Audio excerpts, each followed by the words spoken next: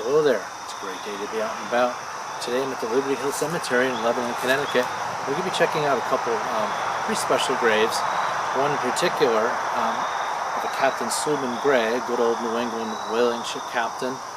And we're going to be checking out his grave. We're going to be exploring, looking at some of the others as well. And while we do that, I'll tell you the story of Captain Gray in a very unique way in which he was laid to rest. So let's get started. So the first grave that we're going to take a look at is this one here, belonging to, this is a Civil War veteran, and this is Lieutenant Frederick Schalk.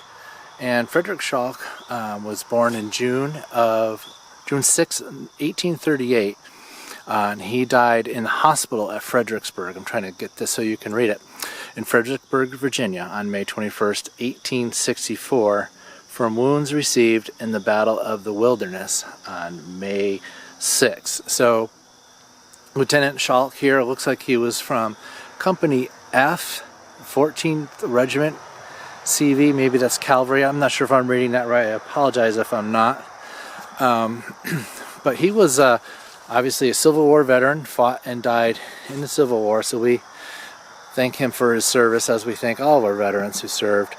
And I'm going to try to zoom in a little bit here, and there's an inscription down here that reads, "He died with his youth fame about him for a shroud. Thou art not lost, but gone before."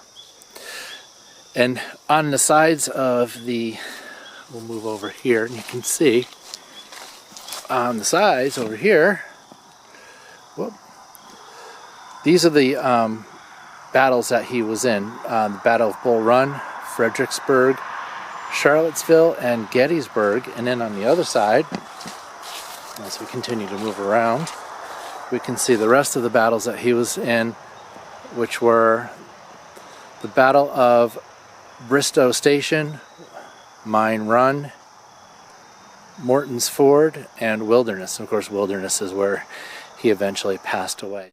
So the grave we want to take a look at, you can see it back there, the bright white one, is Captain Sluman Gray. So Sluman Gray was a whaling ship captain from New London, Connecticut. New London was a major whaling port in the 1800s. And Captain Gray was born 1813, actually just a year after the cemetery was opened, which was 1812. So he's born in 1813. We don't know a ton about Captain Gray's early years. We do know that he was, he started working on whaling ships in his teens out of New London. So the assumption is that he was born and raised in the New London area. New London, again, major whaling port in Connecticut, along with Stonington, as well as New Bedford, Massachusetts. Those were, and there were others, but those are some of the major ones. Captain Gray began whaling again in his teens, became a captain in his 20s, and at age 25 he married 19-year-old Sarah Frisbee of Pennsylvania. And Sarah was a pretty special person in her own right, as far as she accompanied Captain Gray on almost all of his whaling voyages. A wife accompanying her husband as the captain was not unheard of. It was not super common, but they did do it, and accommodations were made for the wives of the captains. Most of the time they didn't go on a lot of journeys because it was not an easy life. Whaling ships out of New England in those days were gone for years, usually about 2 years, give or take. Unfortunately, some of these stones are toppled over. You see other ones leaning, some of these older ones. So they were gone because the whaling grounds around New England had been kind of decimated by the mid-1800s, and so the whaling ships were having to go around to the South Pacific and the Bering Sea. So they had to go, and remember, no Panama Canal at those times, so they actually had to go down around the tip of South America, the Cape Horn, that's why it took so long. They were gone for years. But Sarah Gray, unlike many who only went on a couple of journeys with their husbands, she went on most of them. And he sailed as captain out of not just New London, but also Stonington and New Bedford, Massachusetts, on many ships named Hannibal, Mercury, the Newburyport, and a handful of others. And he was very good at it. He was very successful in his whaling career. And Sarah went along with them, like we said, and they actually brought their children. They did have 8 children. So anyway, after about 10 years of retirement from whaling, the Grays decided they wanted to hit the seas again. So in 1864, in June, they got Captain Gray took command of the James Murray out of New Bedford, Massachusetts, and in June of 1864 set sail for the South Pacific.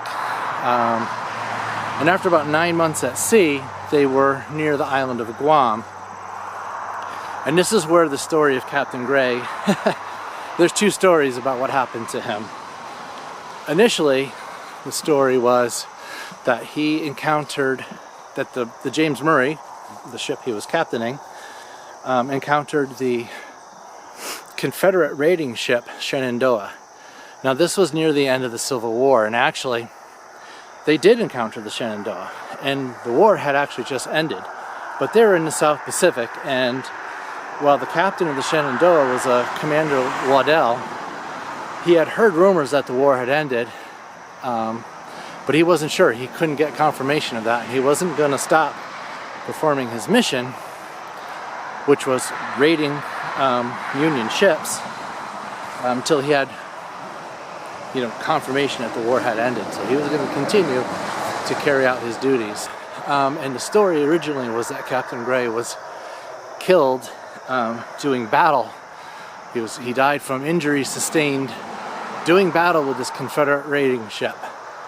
But that was not true. Whaling ships were largely unarmed, and there would not have been much of a battle with a Confederate raider. And what actually happened to Captain Gray was he contracted a sudden and quick illness, and after about 2 days, according to the first mate's log, he had passed away. Now Sarah was there with their kids. It was Katie, Sluman Jr., and Nellie, I believe, with the three of their children. And normally when somebody dies at sea, they're buried at sea. But she did not want that for her husband. She wanted his remains brought back here to Lebanon to be laid to rest here. But they did encounter the Shenandoah. They were captured by the Shenandoah, and not only that, they're in the South Pacific. How are they going to get his remains, his body, all the way back to Lebanon, Connecticut? Took 9 months to get there. How are they going to preserve his body? So, and here we are at the grave of Captain Gray. Just going to try to set the camera down so you can see it. And right next to him is their daughter Katie. And Nellie and Sluman Jr. aren't buried here because they went on to live their lives elsewhere. And over here are the 5 little ones, and I'll talk more about that in a moment. But let me finish the story of Captain Gray. So Sarah, obviously upset, she had his body put into a cask of spirits, whiskey. So in order to preserve his body to get all the way back here, he was put in a barrel of whiskey. And that is not the only time in history that's happened.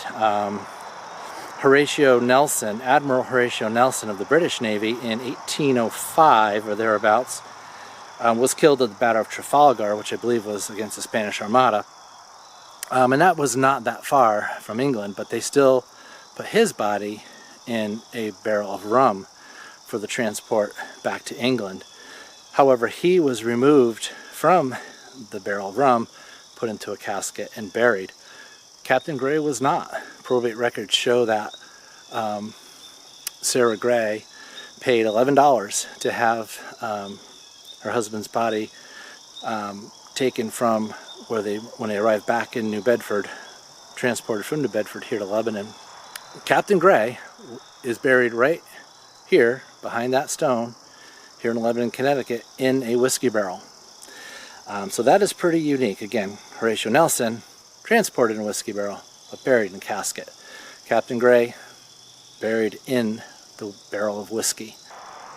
And I want to give actually a big shout out, thank you to Alicia Wayland, who is, at least at the time of the writing of the article, a lot of the information I got was from her article as well as some others. She was a town historian of Lebanon when she wrote the article, and I'll put it in the description so you can look it up. So that's the story of Captain Gray.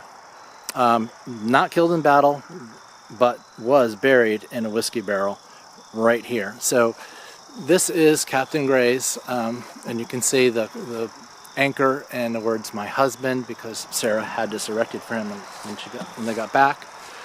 And here we see that is Sarah, mother, father, that is Sluman over there. So probably right there, 6 feet under, is the whiskey barrel. And on the back we have the inscription, kind of, which is actually very informative. Captain S.L. Gray died on board ship James Murray near Island Guam, March 24th, 1865, aged 51 years and 4 months. Sarah A. Frisbee, his wife, 1819 to 1892. So she lived to a ripe old age. And then over here, Katie. Katie, I believe, was 20. She made it out of her teens, but not much longer. And it's very sweet. Top of her stone says, "Our Katie." And that says, Katie P., daughter of S.L. and S.A. Gray, died June 16th, 1869, age 20. So, and then here, and these are a little bit harder to see, we have all the little ones. This is Sarah E., and that one, these are little lambs on top of the little infant gravestones. So these are little lambs. That one unfortunately is broken. But Sarah E., she died 1864, age 5 months, and I think some 8 days or something. It's hard to read down there. This was William H., their son, age 2 years and 3 months, died in 1847, it looks like. This is that one's a little hard to make out. Tromosa, I think, different name. Age 6 months. This is Asher, age 28 days. Oh no, I'm sorry, 11 months and 28 days, almost 2 years old. And this is Josephine, which I can't read age. Almost looks like 14 days, but might be some months and 14 days. Anyway, so that is the bulk of the Gray family, except for the two, Sluman Jr. and Nellie, who aren't buried here. But quite an interesting story, and quite a cool little graveyard here, little cemetery. Again, small, but interesting, especially with Captain Gray's grave. So, hope you enjoyed that. If you did, hit like, and we'll see you another time.